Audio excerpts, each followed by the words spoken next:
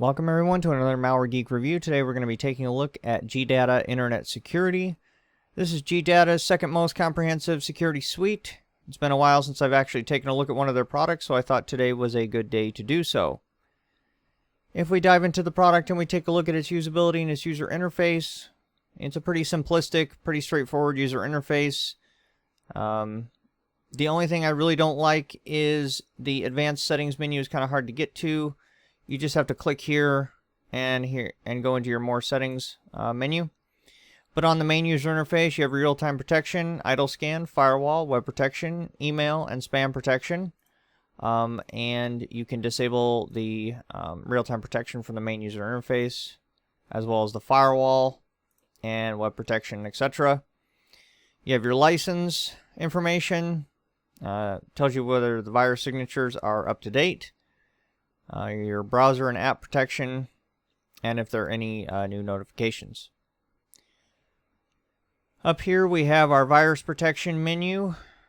Like I said, I really don't like the small text here. I wish it was a little bit bigger, a little bit more user-friendly, but it's not the worst I've seen. So, but you can start a scan, change your scheduled scan settings, check removable media, check for rootkits, show what's in the quarantine, and again, you can check boot mediums over here.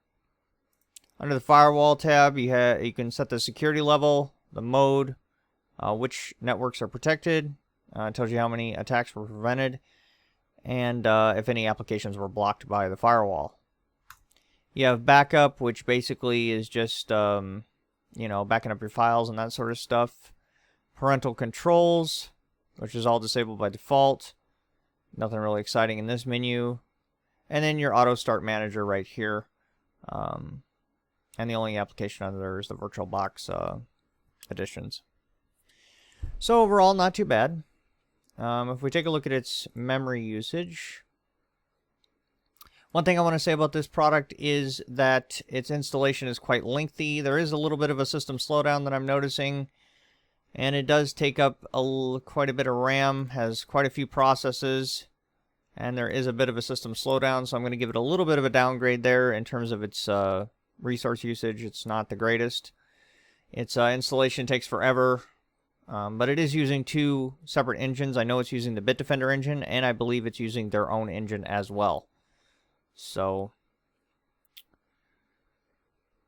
anyways, we're going to check for updates. Okay, it has the latest updates. Just grabbed an update from the second engine there. So we have our Malware Links. We're going to start punching these in and see how well GData can do. Give me just a second. Let me make sure my web filter's off. Okay, so the web filter is off, so let's go ahead and start punching some of these links in. So here's our first file. Okay, it's been caught, and it's been blocked by GData. It's a Trojan, and it was caught by engine A. I'm guessing that's probably the Bitdefender engine, but I'm not really sure. It's kind of cool that it tells you what engine detected the file and blocked it. Here's our next malware file. That one has also been caught. Application spyware GoldenEye. I don't necessarily think that's spyware. If that's truly GoldenEye, then that's actually ransomware, but whatever. It blocked it, so that's all that matters. Here's our next link. That one is caught as well. Denies access. Virus was found downloading content from the web. And it has blocked it. So that's good. Let's try this next file. That one is caught as well. And it has been blocked. Didn't allow the file to load, which is good. That one is blocked as well. Random executable file. And it's been blocked. Okay, moving right along. Here's our next malware file. That one is also blocked. So it's pretty much blocking all of these, which is not a surprise. It's using 2 engines. So that's always a good thing. That one is also caught as a Trojan. And it has been blocked. Chrome.exe, it's not really Chrome, obviously. It's coming from this random IP address. It's a dead giveaway that it's malicious. That one has also been blocked. So their web filtering signatures are pretty good, it appears. So, okay, that one has also been blocked. Now let's try this final malicious link here, and it has also been blocked by GData. So that's a clean sheet in the link test. So that was really quick. So now what I'm going to do is I'm going to grab a pack of malware, stick it on the desktop, and we're going to see what GData's overall detection ratio is, as well as how it handles zero-day malware, because it does have a behavior blocking. So I'll be back. Okay, so I've dragged the malware file onto the desktop and disabled GData's real-time protection. We have 377 samples this time. And before we start the scan, I want to show you that there is a more advanced settings menu available. You can change how the antivirus is set up. Like its real-time protection, manual virus check, updates, web protection, email check, etc. You can change your anti-spam settings here, the firewall settings here, and your backup settings here. So just wanted to show you all that. I know I didn't go through that at the beginning of the review. So anyways, I'm going to scan this folder with GData, and then I'll be back with the results. Okay, so after GData finished scanning, it left over 18 items. We started with 377. That translates to a detection ratio of 95.2%, which is really good. So very impressive detection ratio. All real-time protection modules are active again, so we're going to run a couple of these and see how GData handles them. So let's go ahead and start running these. I don't know what that is, but okay.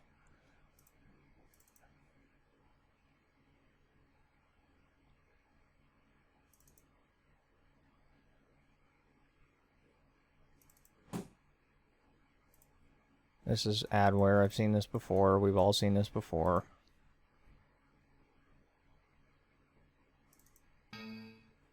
That one doesn't work. Those appear to be broken.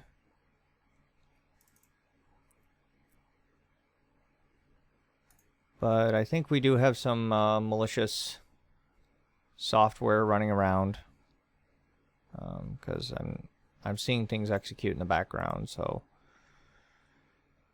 Noggy Shield, whatever that is. Okay. Not sure if it's actually malicious or not. This looks like some sort of adware or something.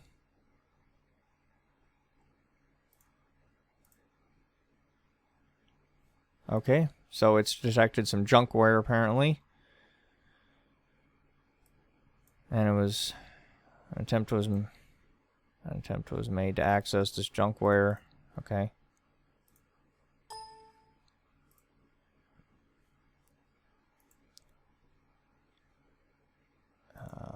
So this machine is slowing down surely. We have a new folder in here. That's fun.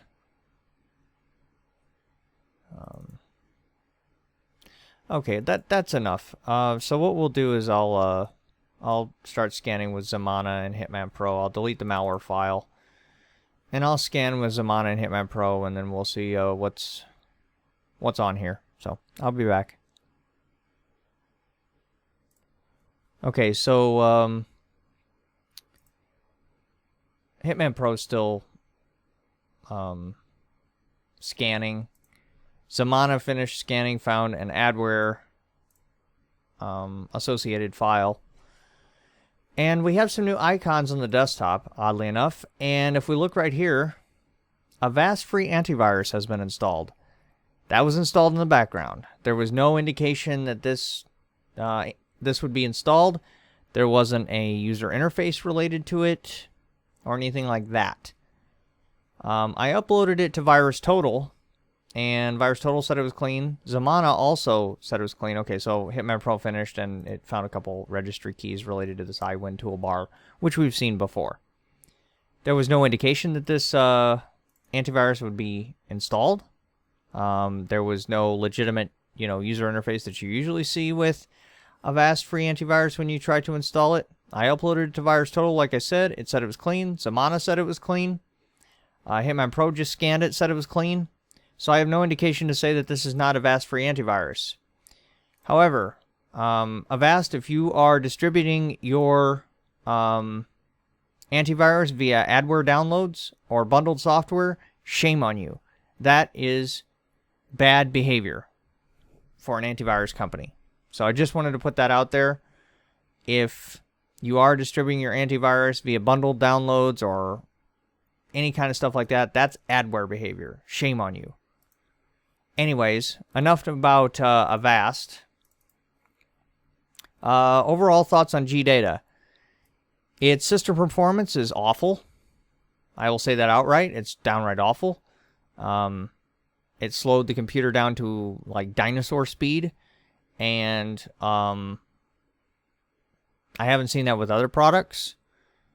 I know it's using 2 engines, but MCSoft also uses 2 engines, and it doesn't really slow down the computer as much as GData does. So, and it has a behavior blocker too.